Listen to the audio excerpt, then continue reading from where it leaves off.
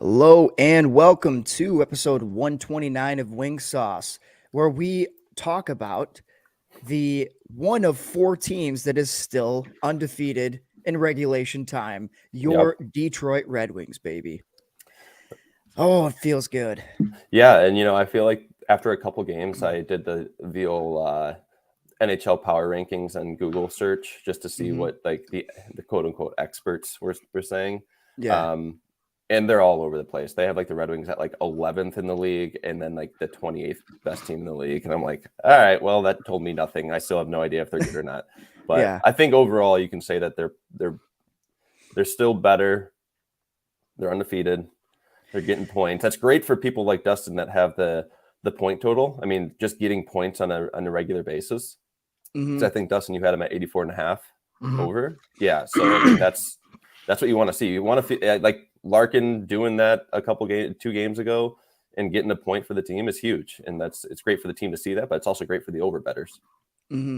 Sucks for anybody that had puck line. Who was that? Kings. Yeah. Yep. Yeah, puck line Kings. That's rough. But hey, what are you gonna do? I'm just, man, I have to be I'm happy with the way that they've been playing lately. I know it's only 4 games in, but you could tell I've had so many conversations with with a bunch of people on this, like watching last year's team, even in games where, they were sort of in it, you didn't feel like, oh, that this team's they're not going to win. But like with this one, and it sucks about the injury to Bertuzzi. It really sucks about Vrana. Hoping that both of them are quick in their recovery and everything. And hopefully, and like Larkin he was out for a little bit. Hopefully that's just like an uncomfortable type of injury, and it's not anything that's lingering, because I mean, he's good to play, so obviously it's not going to get worse, but you hope that he can put 100% out there, because that's 3 guys that are, I mean, not only 3 guys on the starting lineup, or not starting lineup in like the final roster, but 3 guys that should be on the top half of your roster, especially Bertuzzi and Larkin being top guys, and Vrana. I mean, he can score, and we need that. So that's tough. And I wanted your guys' opinion on this. When I watched the game again, and we can cover all the games, since last week, but I think that the Chicago game, it was probably the worst that I had seen them play, especially in the third period. They should have. You shouldn't be losing to Chicago. That team is the worst team in the league almost. You shouldn't. Yeah. You shouldn't have. And it shouldn't even be that tight. Well, you shouldn't have Chicago be able to come back. Yeah, exactly. I think that they started off well. They looked good against a team that they should look good against. And so we were talking to some of the positives, Tyler, like immediately a couple seconds ago. But I was going to bring up Chicago as well, and I think we all were. That game reminded me, like halfway through that game, reminded me of a team last year. Yeah.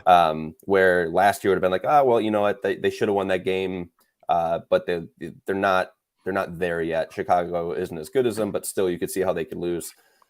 They're good enough now where they should be beating teams that they should beat, and Chicago is definitely a team they should beat.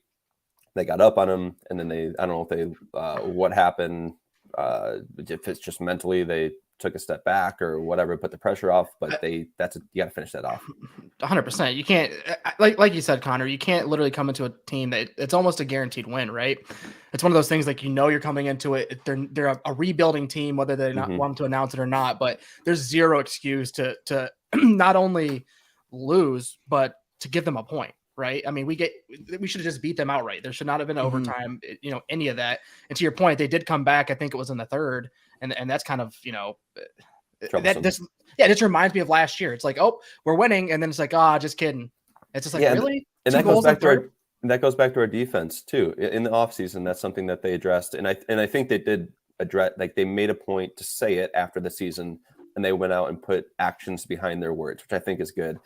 But you can tell that their defense is still, and it's not the defenseman, it's the defensive strategy of the team. Forwards not helping down low, not getting the puck out, losing 50-50 battles, other teams wanting it more. Neutral zone turnovers. The puck's got it, like, playing third period hockey should be like watching the Islanders play every game. The most boring. If you're up 2 goals halfway through the third, I almost want to turn it off because it should be so bad to watch. Yeah. For the Red Wings, because they should just be getting it in deep and keeping 5 It is guys called back. the worst league in hockey, though, for a reason.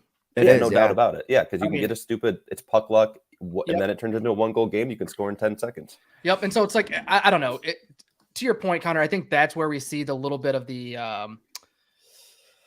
newness or the earliness in the defensive scheme and the defensive players that we moved over from last year, that we brought in from, into this year. I think hopefully as the season goes on, we'll kind of get those kind of whittled out, worked down, so it's a little bit more solid. And you hate to see that turnover at the end too, in overtime by at Raymond, right? Yeah. Yep. Not going to beat him up for it, but that's a play that, and you don't want to take a guy like that and take his creativity out of him, because that's what makes him him. But at the same time, you have to understand that you're the last man back. You have to be careful with the puck, especially like a team against Chicago where you should win. You have better players. Get control of it, and I think he'll learn. It's not going to happen again. So one thing on Raymond, I feel like he's had a little bit of a slow start. I'm hoping that's not getting him discouraged. We're early in the season. I think last year he was off a little bit quicker and hotter. So I'm hoping that's not messing with his confidence at all. Two assists through 4 games. I mean, it's not a bad start. No, I mean, I know saying, that, Tyler. I'm saying compared to last year. Yeah, I think that it's difficult to compare, because like what Connor was mentioning, even about Larkin, like even in the seasons where he wasn't producing a lot of points, like you still liked the play, that like how he was playing. And I think that that's really important too, like the process over results, like mentality, especially for longevity, right? Of course, we want points out of him. I think anyone does. Same thing with Sider, but they both had phenomenal seasons last year. And I think that, like, is it fair to assume that they, at some point, that they're going to hit that stride and do it again? Yeah. But I do think it's important for us to kind of, while we're watching, like, okay, is he actually progressing as a pro hockey player? As a player. Yeah. Well, and everybody talked about or saw what Larkin did his first year in the league. And then his second year, everybody got on him. And it's a lot of people, Big again, slump, that aren't like extremely close to the game of hockey. They're hockey fans, but they don't look at the progression of what he did, who he was playing with. Raymond, it's the same thing with like a good football player, quarterback or something. You go out there, you have a tremendous year, and then the league figures you out. I mean, Raymond is not a guy that's going undercover on a nightly basis anymore. No, 100%. I hope you guys don't think I was like dogging on Raymond. No, not at all. Okay. No, I was not going to at bring all. it up too. And but the league, they do look at it like that. It's under a microscope, right? It's like, oh, you were really good last year. You sucked this year. It's like, well, hold on, pump the brakes. That's it's not the other really team. the case. It's the other team saying, okay, well, he was really good last year. We need to make sure that we have a guy on him at all times, because he can score, he can make plays. He's not just an 18-year-old, 19-year-old kid. Yep. So he's gonna. That's part of the progression. He'll have to figure it out. And luckily, he's playing with really good people. So speaking of progression, Michael Rasmussen has actually been doing pretty damn decent. Now, I'm not saying he's like from a a D to an A, but he's honestly progressed pretty well through these last couple of games. I really liked him in Chicago. I liked him in Chicago. I wish you could dummy Domi though, in all honesty. I know. Yeah. I love that big line. Yep. I know. It's so helpful for him to have that line compared to who he was playing with kind of all over last year, and just like up and down and moving all around. And what'd you think about the A on him? On Ras? Yeah, I guess I didn't really notice that. I did see some replays and I'm like, that's strange. But I wonder. I mean, it's a rotating A, right? We're gonna see a bunch of people with 100%. But I'm just saying, how do you guys? It was a surprise. Yeah, it was a surprise, but that gives you a little glimpse inside the lineup and inside the locker room and what the coaches and players think of people. They're not throwing the A on people that they don't like or that aren't working hard. To me, the A is almost like the way I'm looking at a Red Wings A right now is who's busting their ass. No, but at the end of a game, the teams will have, whether it be like a hard hat or so like if you're busting your ass in practice and playing well in the games, that's almost their reward. Like, hey, you get to wear an A because this past week you earned this. Yeah, I like that. And so I don't know if that's what they're doing. That would be awesome. I mean, I like that huge idea. Thing. Yeah, that's a huge thing to have an A and to have a letter on your jersey, an original 6 jersey. I mean, I'd keep that jersey if I was him. Well, I'm sure he's keeping that fucker. Yeah, you got an A on your jersey for the Red Wings in the NHL. You kidding me? So Rasmussen and Sundqvist. So Sundqvist has 4 points through 4 games. Rasmussen 3 points through 4 games. And I think, Perron has 4 points. He's a point per game. Kuliak's looking good. Kubalik, Larkin, and Olimata all at the top right now with 5 points through 4 games. Connor, you were high on Mata coming in. And I didn't know much about him. I didn't either. So I'm glad that you were able to give us kind of a little bit of a glimpse from, the good things that you liked him for in Pittsburgh, and he was in Chicago as well, wasn't he, for a bit? Yeah. So I Chicago. vote, So that's funny you said that, Tyler, because during the Chicago game, Ken Daniels brought up there was a Kubliak, Mata, and somebody else, all three playing Chicago, like on a line against Chicago. He's like, 3 former Chicago players. I love how he pulls that stuff out. It's like, how do you remember all this shit? Yeah. Like I really want to see his notebook. It must be literally like this thick, and it's got like I don't know how he does it. Well, like, we talked to him, right? And I know, but he remembers everything. That's what I'm saying, but it doesn't matter. Like, he must be that's like what makes him so good. We are so lucky to have him and Mickey on the call. Oh yeah. Like if you listen to any of the other the other calls, and I might be biased because I grew up on Ken Daniels and Mickey Redmond, but like how Ken explains the game, it's just so much better than some of the other ones. Like, they shot the puck, it's in the corner. It's like, really? His transitions of like how the words that he uses to like transition from turnovers and shots on goal and like pucks going out of play and then transitioning into like facts about the players. You're right. If you listen to other people, but I don't think that you're doing that from a biased point of view, because that's the sentiment around the league. When you talk to all these other guys, they always get rated one of the highest broadcasters in the league. And they'll do national games. Like get brought in, they're always like the first people to do replacements. I don't know. I just don't think you're looking at it from a biased point of view, but I understand it's hard not to when that's all we've known, really. Yeah. Yep. So I wanted to go back real quick, Connor. When you were talking about Mata, is this exactly what you were like expecting out of him, or is this exceeding expectations throughout the first 4 games? Yeah, I mean, I think it's exceeding expectations, to be honest. But I think that when you're playing on a team that is still rebuilding, you're like a veteran type player, you're going to get more ice time. When you're playing well with more ice time with players that can play, like we have a good lineup right now, you're going to fall into points. And I think that's what the people look at, like what you just read off. That's what people see. And they're like, he's at the top of it. Let me watch him more. And then you watch him and he's actually playing consistent, good hockey and solid hockey. So it's exceeding expectations in the point side of things. He's doing what I expected and what I would hope he continues to do, even if he doesn't, like, he's not going to have 90 points, which is what he's on track for, right? Like, he's just not. So if he gets 30-ish, 40 points. Well, you're a pessimist. Then, hey, do it. Do it if you want. Well, he is 90. How old is he? Do it if you want. Pretty young, I think. Yeah, he is. He's just been in the league where some of the other guys in our team, they just don't have the experience. He's 28, yeah. So, with Vrana and Bertuzzi being out, it's kind of like a double-edged sword. I don't know, double-edged sword, but it's a good opportunity for some of those players, I think, that might have not seen as much ice time, getting actually some time to step up. Yeah, some power play, some penalty kill, stuff like that they normally probably would be slotted in. So I guess it's nice that's happening early in the season, as opposed to later when we might need those to win those games. I know that sounds kind of cliche. I was looking at it. I was going to look at it the opposite way. I was hoping that they would be later in the season, only if, like, for instance, if we were out of playoff contention completely. Yeah. And it's like, I want these guys to get a lot of experience on the power play and penalty kill, and I don't care if we win or lose the game. Now I'm like, I feel you. Hopefully we can continue winning so we can stay in the hunt.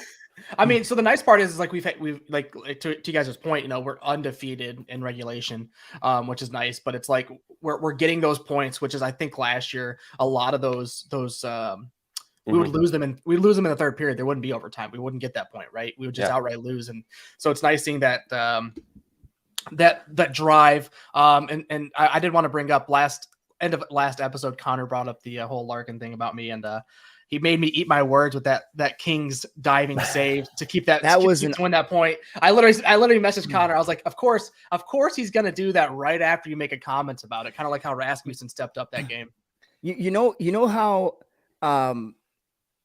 it really pisses me off that people will still hate Larkin no matter what he does. They won't give into it. Time out. the thing is, well, hold on, let me All right, finish this part. So when I kept seeing that, like, oh, this has got to be an early play of the year candidate or whatever it was, right? Mhm. And someone said, oh, things have to be really dark in Detroit if your I saw play that of the too. year is defensive. And it's like, can you just what? allow this to happen? Wait, whoa. Time out. A defensive play can't be the play of the year. That is the dumbest thing I've ever heard in my life. Because Especially honestly, if they get in the wild card by 1 point, that's what your ass out would be. That's what I'm saying. Not even that. 100%. Not even that. You're telling me if it was say it was literally like you said, kind of to your point, or it was like the game deciding, or it's like game 6 to win it, and Larkin did that, and you're telling me that can't be the play of the year. Like, what the hell are you talking about? Yeah, it's something that it was crazy enough that I'd never seen it happen. So that why can't that be? It's not like there was like a back check and he dove and he lifted his stick kind of like side by side with a goalie in front to stop a breakaway. Right. It was a desperate last ditch effort that literally saved us from being buried. Yeah. It's more than a 99% chance that guy's scoring. Oh, guaranteed. It's a guarantee. Like in any circumstance, it's like as guaranteed as you could possibly guarantee. It's Arvidsson too. He's no slouch. No, and so, but I mean, like, hey, throw anybody out there. On that point though, so just to clear the water, I don't hate Larkin. I love Larkin. That's not the case. All I'm saying, he hates Raymond and Larkin and Bertuzzi. I actually hate Raymond. No, I don't hate Larkin. I think that's where people get confused, and like a lot of the people that I know you don't hate him. That's not where. Yeah, you can go on. I don't want to cut you off, but I want people to know that I know that Dustin doesn't hate him. But so the conversation is going to go somewhere else. I just wanted to point that out there. So needless to say, I don't hate Larkin. I just think there are better centers, 1Cs in the league. I don't think Larkin is. Hold on, Connor. I do think just like, of course, and literally the entire league isn't as good as McDavid. Boom, like that just answer.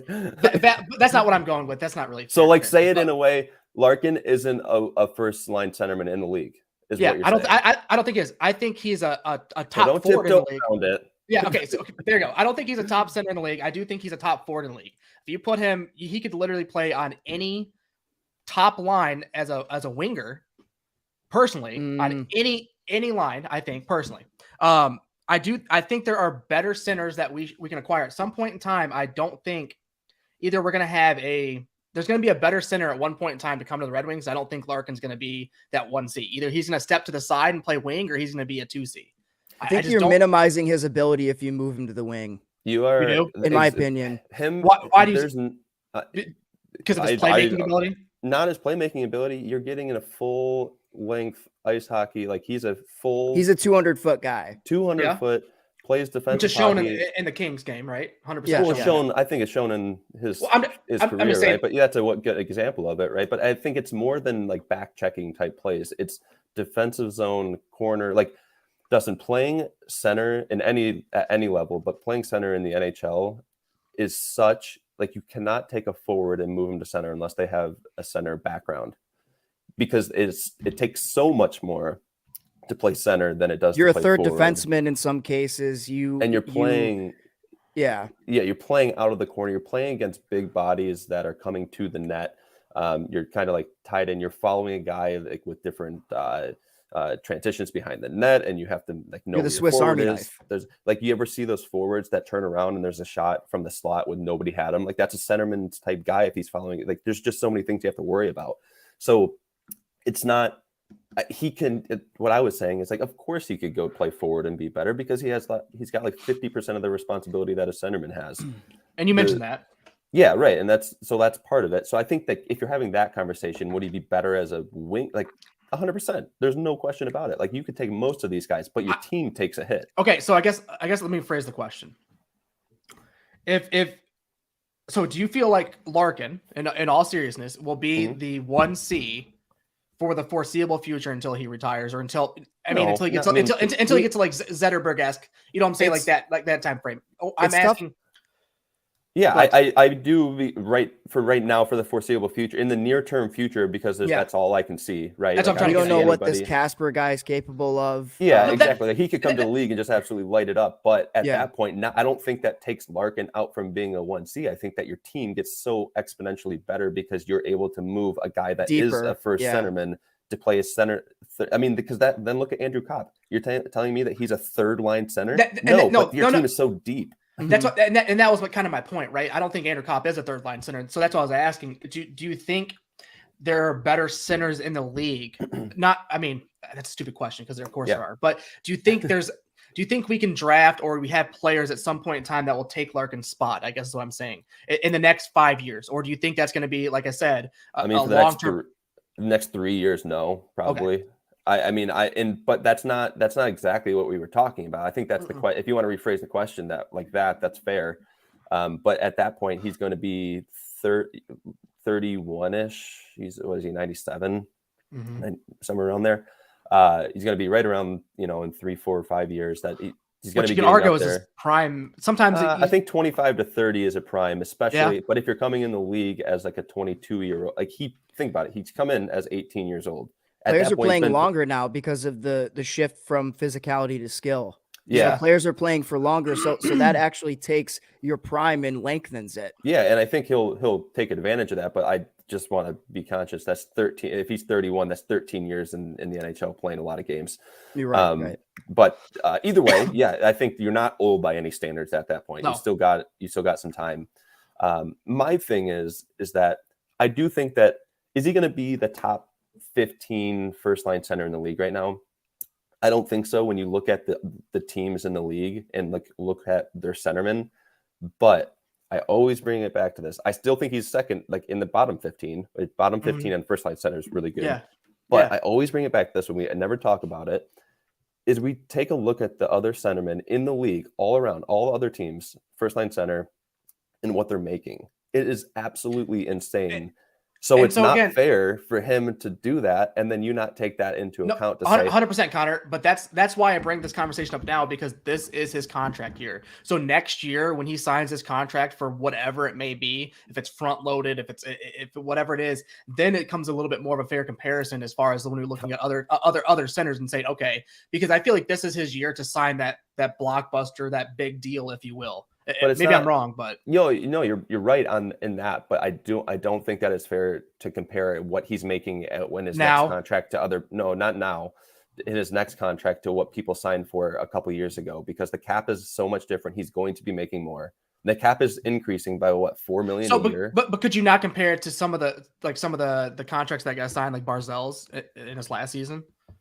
You could that's probably one of the only ones that you could potentially compare it to.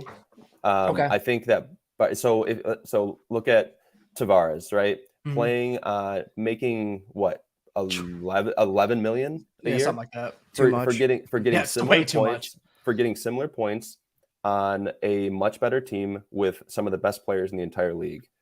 So it's really hard for me to have that, and I know you're not a Larkin hater, but 2 Larkin haters that are saying, "Oh my God," and I'm like, this guy's making half of that, playing on a team that's rebuilding, getting more points than him, playing center, playing defensive zone with a defense that is not very good. You saw my captain stats last year. My captain stats last year, I think he was one of the least paid captains and had some of the most points per game. So and then look at, so people will get off on Eichel, and Eichel's making $10 million a year, has not had a great couple years, and who knows, he could turn it around and have an awesome year this year. He's had injury problems clearly, and he's making $10 million a year for 8 years or something like that. Mm-hmm. I mean, Larkin's had injury problems though too. If you want to talk injury problems, he's had his own fair share. Right. He's been more. I think he's been more consistent with playing. I'm not saying that, but I feel like last year with that abdomen issue, I think he played through that through the year. So was he really playing at 100%? Well, if that's not 100% last year, I'll take him at 100%. No, that's what I'm saying. Yeah. That's what I'm saying. No, that's what I'm trying to allude to is I think he played through an injury last year. So if we can get Larkin healthy, I think he's going to be, Yeah, but you were talking about injury problems, and I think everybody's going to go through that. But I just was making the comparison. If you take, let's say they both are having injury problems. Okay, fine. Let's take a look at their points. Okay, we can do that. And then you take a look at what they're making. One has an $80 million contract. and one's making like $6 million. So again, we can make the comparison, but let's have all of the stats out there when we talk Larkin. Look at Luc Dubois. He's had lower point production. Is he better than him? I think so. Robert Thomas on St. Louis. I think he's better than him. Robert Thomas is making $8 million a year for 8 years. Zegras. I mean, we the verdict's still out right now, but right this second, I'll take Larkin over Zegras. I mean, to be fair though, Connor, I'm looking at Jack Hughes. Larkin signed. No shit, Jack Hughes. Larkin signed 2 contracts. First one being his entry level, of course, 3 years at 4.275. Then his next year is his current one, 5 years at 6.1. So 5 years ago, though, when he signed this, right, you kind of had to look at what he was producing, where he was at that point in time, and then that's what I'm saying. I feel like we've got our money's worth out of that contract. Yeah, but I think that's what he was producing at that time and what he produced over the lifespan of that contract. I think that he, comparing to what other players are making, which I just named a couple, Robert Thomas, John Tavares, Eichel, because of what his issues were, not only with injury, not only with point production, but with your ROI and Larkin's better. Trevor Zegras is going to get a mammoth deal. I talked about Robert Thomas. That's only like a couple people in the league. Zegras is getting a big deal. Jack Hughes, I still would. I would take Larkin over him. He's a better defensive player. He's got better point production, and like in the overall lifespan, Jack Hughes is probably going to be better. But we're talking about right now, and those are top players. I don't know, man. I think there's a lot of hype on those Hughes boys, and I'm not discrediting it from them, but I don't like every time I watch them, they're nothing. I'm like, holy shit. Like for me personally, that's just my opinion. Yeah, so I think that just goes back to saying if you're going to say that Larkin's not a top, those are all people that are currently listed that I would pick Larkin over him. So that's your exact argument of saying, okay, well, he's not a first line centerman, but if you want to change it to he could be a better forward if we get a different centerman in, that's a different conversation. I guess that's my conversation, right? I think Larkin is great at what he does now, but I think if there's better centermen in the league is what I was trying to get at, or there will be better centermen where he won't be that 1C, I guess. But wouldn't you want to move him to be a 2C and not move him to a forward? I don't know. That's an increase. If you get a McDavid coming in here, of course Larkin's not going to be first. That's what I'm asking you guys. Now you move a first line center on the second line, your team just gets so much more depth. 100%. So my thing is though, so say we have that depth, right? We have that strong first line, that strong second line, and then we still have Andrew Kopp, right? You're putting him on the third line where he's at now. Do you feel like that discourages any of those players from performing because they're like, oh well, shit, I should be on that first line or I should be on that second line, but I'm playing third line minutes. So that's where I get like kind of worried when it comes down to things like that. Like with Larkin, it's like, do you move him down to that second line and make him play second line minutes, or do you bump him over to a wing? I don't think second line minutes isn't that different than first line. He's still going to get 18 to 22 minutes a night, and he's still going to get power play. He's going to get penalty kill because he's just that type of player. I hope we have that. I hope we have a fucking opportunity to have a second line like that where Larkin's on the second line. But that's what I'm saying is that was your question where it's like, I can't answer that. I don't think that will happen. And that's why. And so those are my examples of why I think I like it. 2 Larkin people that are saying he's not, show me the 30 other people that would be better. You can probably get to like 12, 14, at that 15, price point. that are better. And even and then when you get down to the bottom half of the league, then you just a straight up comparison of like a player versus player. And like a lot of the times I would take Larkin, and even if he was like a 20th best centerman in the league, take money aside, take everything aside, that's still a first line center in the league. That's just a fact. I like it, Connor. You bring good validity to the conversation. Yeah. But now these people that don't like Larkin will watch like one game where he'll have a bad game and then be like, oh, see, that's exactly why. See, I don't really feel that way. No. I'm overall happy with how the first 4 games have started. I wish there'd been more by now, but it's okay. I know we got one today. It'll be nice because it's at 5. Anaheim. Yep. Nice little easy game. Yeah. So I got 2 gondola suites coming up. I got the Habs game and then the Leafs game. So that should be good. Do you ever get dizzy being up in those things because they move? No, they don't really. You don't really feel it moving. Honestly, I'm telling you, like I'm kidding. I bring this up every time. I know, like the but gondolas actually move back I and know forth. if anybody ever gets the opportunity, like that's the coolest way to watch a hockey game. I haven't seen it. I It's haven't been up there. next time when I go on the 8th, I'll send you guys a video. It's literally like it's like an aerial view. It's so cool. I can't. Yeah. I don't know. Oh my God. Wait. Sorry. What? When we were talking about depth, I was going through and just trying to look up the Red Wings roster from 02 to see what their lineup looked like. I wonder what you were doing over there. So first line, Shanahan, Fedorov, Yzerman. Second line, Robitaille, Larionov, Holmstrom. Third line, Devereaux, Datsyuk, Hall. Fourth line, Maltby, Draper, McCarty. That's just stupid. It's insane. When was the salary cap in made? 05, I think. Yeah. I was gonna say that's why. Look at that fucking dude. You could never have that now. Well, actually, so a lot of the players on that team, they had to renegotiate their contracts or something like that to give up some money so that they could sign those guys like Brett Hall and Hasek, and so that's just ridiculous. Like it's like back when the Yankees just have a stacked team out the asshole. Yeah, it's just like because they had so much money. It's just like, dude, this is insane. Spend it and win it. A lot of people say that like the 2008 Red Wings were like the most loaded. I don't know how you can't look at the 02 team and be like, they blow them out of the water. Sorry. Yeah. Dude, look how many Hall of Famers are on that. Yeah. It's like the entire team. Yeah, exactly. Like 10 people. I think legit, I think they had nine Hall of Famers on that team. It's insane. Shit, that's ridiculous. Yeah. What was I gonna bring up? Kosa won his first AHL game, so apparently he went back up to Grand Rapids and won a game.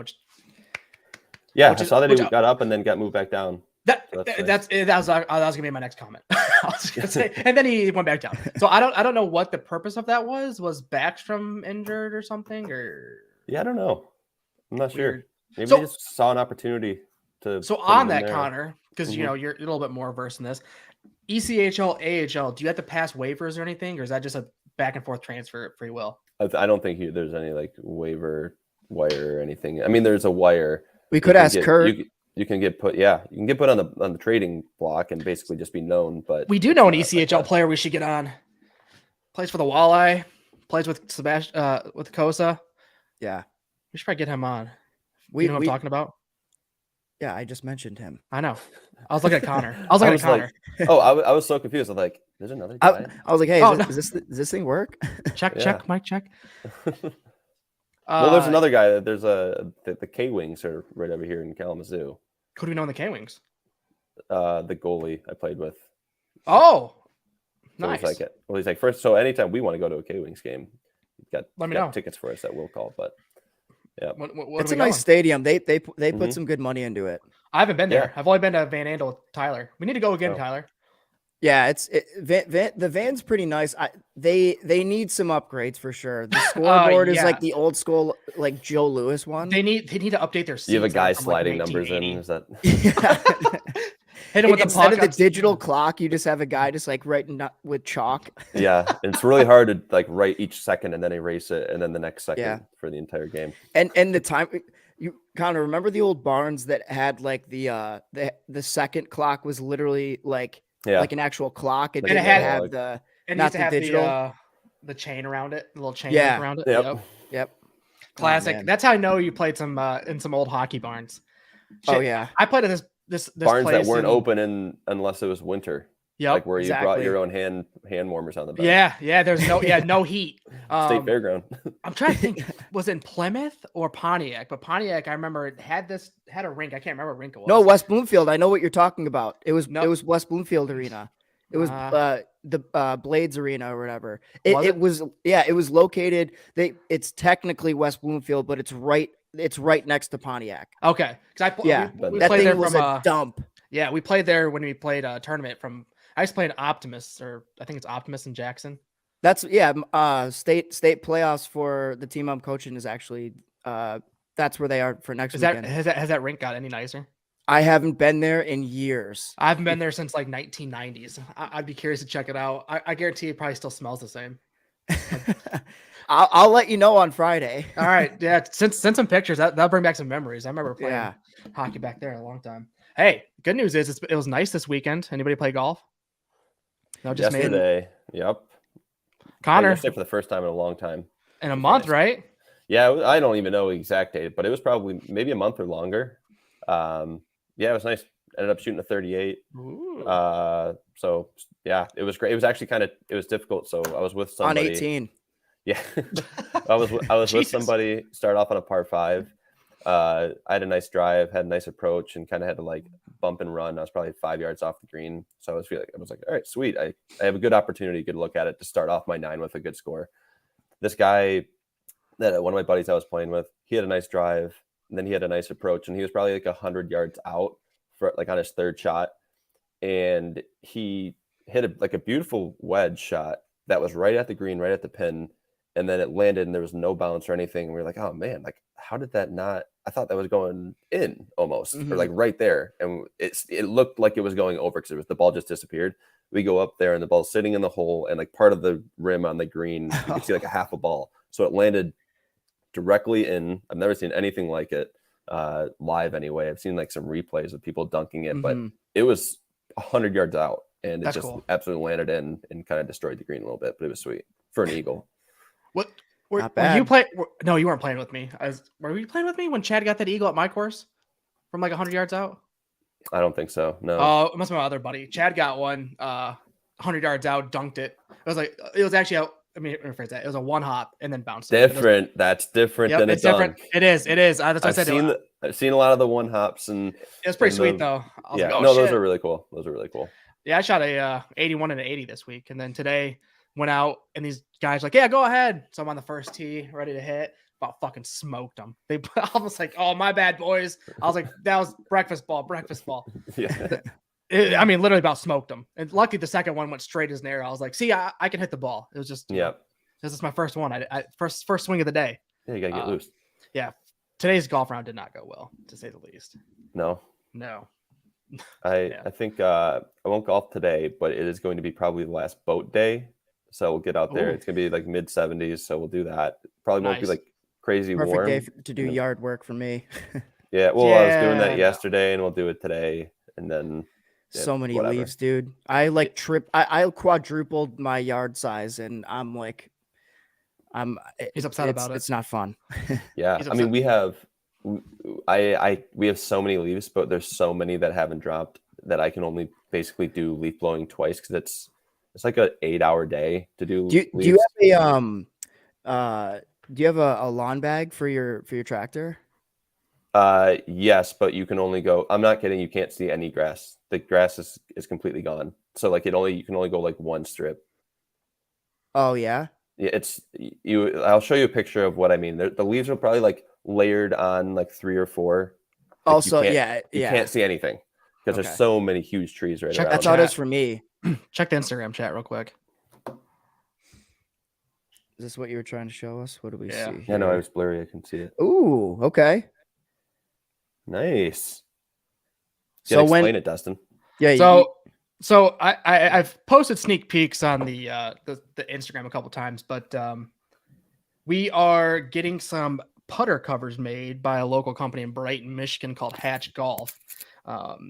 Super. I mean, they're looking badass. I sent the boys a couple different mock-ups. I think we're gonna go with the black. Kind of looks better. We're gonna post them up. But yeah, it's got the octopus on there with the logos. So can people buy them? Yeah, they'll be available for sale once I get them. Hopefully soon. A little late, I know. But luckily golf season hopefully starts back up in March. So well, it's first come, first serve, right? So if people are interested, reach out and Dustin can send you a picture. Yeah, please reach out. There is a couple people. I'm only getting a limited run made. I think I'm getting 8 blades, 6 mallets, if I'm not mistaken. There are a couple of them that are already spoken for. So if you are interested, reach out. I can always get more made, but I think we're going to try to keep the designs different if we remake them, just so it's a limited run of them. In other golf news, I got my golf simulator set up in my garage. Yeah, so that's sweet. Good. Yeah, it's nice until I smash that TV to the left. Hopefully that doesn't happen anytime soon. Oh boy. It's funny because my buddy Chad was like, "Are you gonna hit that TV?" And I'm like, "No, I'm not gonna hit that TV." And now ever since then, I'm always like I'm super conscious of it. I'm over there looking. I'm like, "Oh, please don't smack that." That's the best though. Like, no, there's no chance I'm gonna hit that, and then you do it. Tink hits just a golf ball in the middle of the TV. Like, oh, shit, come on. The only other thing I was going to say. Oh yeah, I mean this isn't so much for the listeners, but Tyler are playing in that fantasy hockey league and doing pretty well. Tyler, you won your first game, right? Oh shit! Yeah, I'm winning. I'm winning this week as well. I think I'm beating. I'm playing Hugh this week, and I'm up 317 to 279. And you're killing. Who are you murdering right now? Well, the first two, I look at, so I would have beat everybody in the first week and then everybody in the second week so far. So I'm loving my team. I don't know what I'm doing drafting wise, but I need to just go into this profession. Just like only draft fantasy hockey teams. The Stevie Y of fantasy hockey over here. Yeah. So as long as we stay healthy and the boys are going, then I feel pretty good. But yeah, I don't even know who I'm playing because I've just been up by 100 the whole time. Jesus Christ. I did want to bring up one thing. The reverse retro jerseys came out for all the teams in the league. I like them. I like Detroit's. I really hope eventually they bring back that old English D. That's like one of my favorite styles, but I'll take what we got. It's better than last year's practice jerseys. Vegas came out with some cool ones. Connor showed me that they are glow in the dark, which is badass. Especially for the intros. It's going to be sweet. Yep. Nashville's are pretty sweet. They actually, Toronto suck. The league did. I mean, when you do these jerseys so often, it's hard to like nail every one. Overall, for something like this, I think they did okay. Like there's a lot of them that are. Well, yeah, you're going to get the same jersey. There's really nothing different about. Yeah, that's why it's not even. It's not horrible compared to the Wings last year. But dude, the Wings last year's the worst. In all honesty, I think that might have been the worst jersey I've ever seen. I mean, Chicago's. I don't understand how. Or like who let this happen? Like you can't have Detroit and Chicago look so similar. Yeah. And honestly, I like Chicago's more than Detroit's. Me too. Which makes it bad because they're so similar. I know. That if I like one, then it's like sacrilegious to even say it too. Yeah. I think the Canucks are pretty cool with the lumberjack guy. Yeah. Anaheim's is sweet. Anaheim's is cool. I'm a sucker for the Florida's dope. Yeah, Florida with that blue. Yeah, Miami Vice vibes right there. Who had the Seals version, like the Seal style on it? Sharks. I wish they would have went more Golden Seals. To be honest, I love that Golden Seals jersey. If it was like a yellow and blue. Yeah. But the thing is, they have. I'm sorry, the teal. But like, if they would have made them the all teal jerseys with like maybe the white insignia, I don't know. I think that would have been better.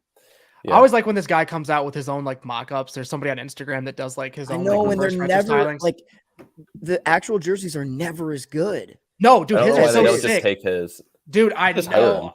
That's what I'm saying. I was like, dude, his jersey like ideas are nasty. Yeah, I don't know who's doing these ideas. It's just some like. It's Tyler. Either somebody that has no idea that it's all doing. Me. Holy shit, boys! Anything else? No, we got a lot of games this week. I think there's. Yes, 4 sir. of them, Finally. Thank God. It was a slow week last week. Like Tyler and Connor said, Anaheim today at 5:00. Let's go Wings. Hopefully Larkin's skating. I didn't see any news that he wasn't. So you guys waste your time watching the Lions at all? Who? The Lions. Who? Okay. Didn't think so. Fuck the Lions. I'll waste my time. I'll turn it on. Them. Yeah, me too. Then they're going to get blown out. I'm like, all right, time for the boat. Exactly. Yeah. All right, boys. Let's get the puck out of here and we'll see you next week. See ya.